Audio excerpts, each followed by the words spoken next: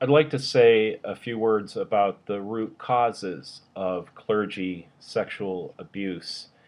And some of these thoughts might be surprising or even shocking to hear. This material is not my own, it's based on the research and qualitative and quantitative experience of many others.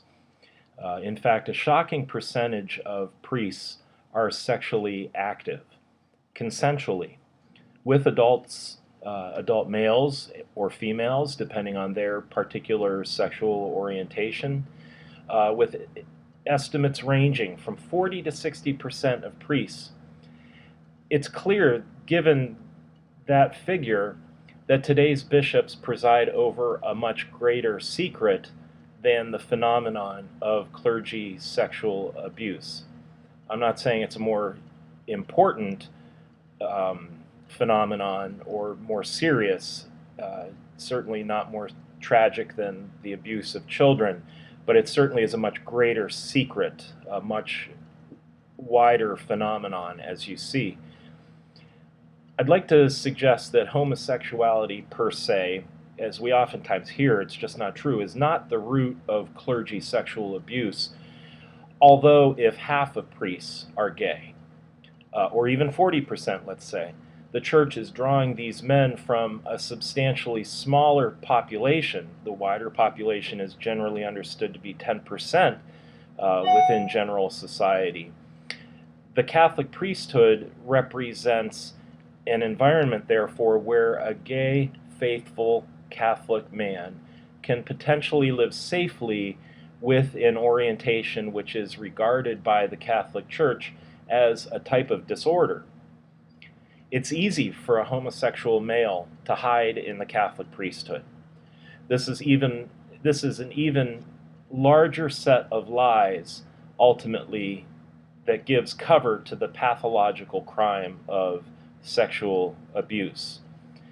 The larger body of sexually active priests, easily forgiven for a natural form of sexual expression, but who nonetheless publicly profess to be celibate, are frequently blackmailed by the behaviors of criminal members of the clergy.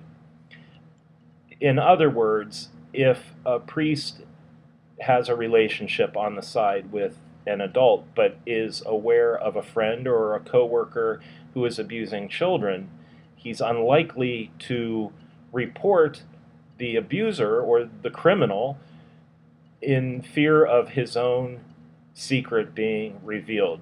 And so therefore, among the body of priests, we see a type of blackmail going on. We talk sometimes about 7 to 10% of priests being sexual predators, but if we're talking about 40 to 60% of priests being sexually active, even consensually with adults, you have to understand that to be a bishop today, you have to possess the skill set to manage this sick dynamic of secrecy and cover-up. So let me just say that while certainly recognizing the pathological and criminal nature of clergy sex abuse, the root cause of the phenomenon in the Catholic Church is the institutionalized secrecy which the Church and its bishops maintain regarding internal sexual matters. An epidemic of secret clerical lifestyles gives cover to this criminal behavior. Father Tom Doyle, a Dominican priest, was a staff member at the Vatican Embassy in the 1980s when one wave of this crisis broke in America. He and the recently deceased Richard Sipe and many others who are investigated in the involved in the work of advocacy and have been expert witnesses in courts and before grand juries, they have done much to expose the internal dynamics of institutional church cover-up that I'm talking about. It's just that dynamic of secret clergy lifestyles rarely gets reported because most people are forgiving, most people understand sexuality as an important means of human and personal self-expression, but it's hard to regard it that way when priests have made public vows, and that dissonance between how they live publicly and what they say and what they do gives cover to more pathological and criminal types of secrets.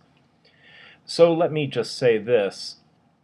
Victims like myself are grateful when courts, investigations, media outlets, and members of the legal community help us to find our voice. An important facet of this phenomenon, which hasn't been adequately examined in public, is the historical record of the Church's failure to protect the vulnerable. This tragedy is rooted in every age of the Catholic Church's history, and it is nothing new.